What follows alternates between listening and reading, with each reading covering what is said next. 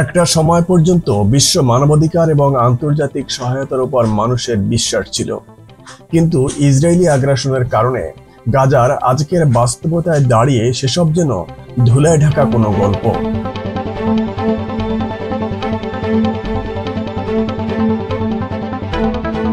এখন সেখানে প্রতিদিনকার দৃশ্য শুকিয়ে যাওয়া শিশুদের কঙ্কালসার দেহ, খাবারের আশায় হাত বাড়িয়ে থাকা মানুষের সারি এবং বাবা মায়ের অসহায় কান্না, যাদের চোখের সামনেই অনাহারে ধুকে ধুকে মরছে তাদের সন্তানেরা।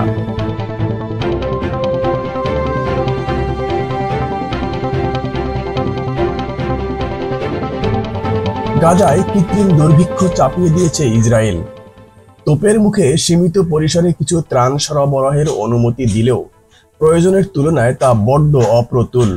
খাদ্যের সন্ধানে ফিলিস্তিনিরা এখন জীবনকেও পরোয়া করছে না। ইসরায়েলি হামলার তীব্র আশঙ্কা জেনেও ত্রাণ বিতরণ স্থলে সারি ধরে দাঁড়ায়।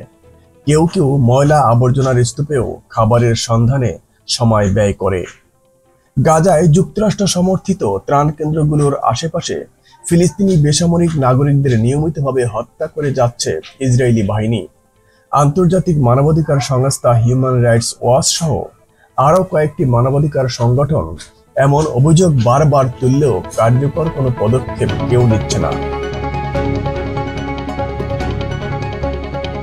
অব্যাহতভাবে চলা গাজায় ইসরায়েলি হামলায় একদিনে আরও ৯৮ জন ফিলিস্তিনি নিহত হয়েছেন, আহত হয়েছেন ১,০০০-এরও বেশি। এর মধ্য দিয়ে ২০২৩ সালের অক্টোবর থেকে শুরু হওয়া ইসরায়েলি আগ্রাসনে নিহতের সংখ্যা বেড়ে ৬০,৪৩৪ জনে দাঁড়িয়েছে। শনিবার ফিলিস্তিনি স্বাস্থ্য মন্ত্রণালয়ের এক বিবৃতিতে বলা হয়েছে, গত ২৪ ঘন্টায় আরও ৯৮টি মৃতদেহ হাসপাতালে আনা হয়েছে এবং আহত হয়েছেন আরও ১,০৭৯ জন, যার ফলে আহতের সংখ্যা বেড়ে ১,৪৮,৭২২ জনে দাঁড়িয়েছে। এতে আরো বলা হয়েছে, উদ্ধারকারীরা তাদের কাছে পৌঁছতে না পারায় এখনো অনেক ভুক্তভোগী ধ্বংসস্তূপের নিচে এবং রাস্তায় আটকা পড়েছেন। মন্ত্রণালয় আরো জানিয়েছে, মানবাধিকার সহায়তা নিতে গিয়ে ৩৯ জন নিহত এবং ৮৪৯ জন আহত হয়েছেন। এর মধ্য দিয়ে ত্রাণ নিতে গিয়ে নিহত ফিলিস্তিনির সংখ্যা বেড়ে ১,৪২২ জনে পৌঁছেছে।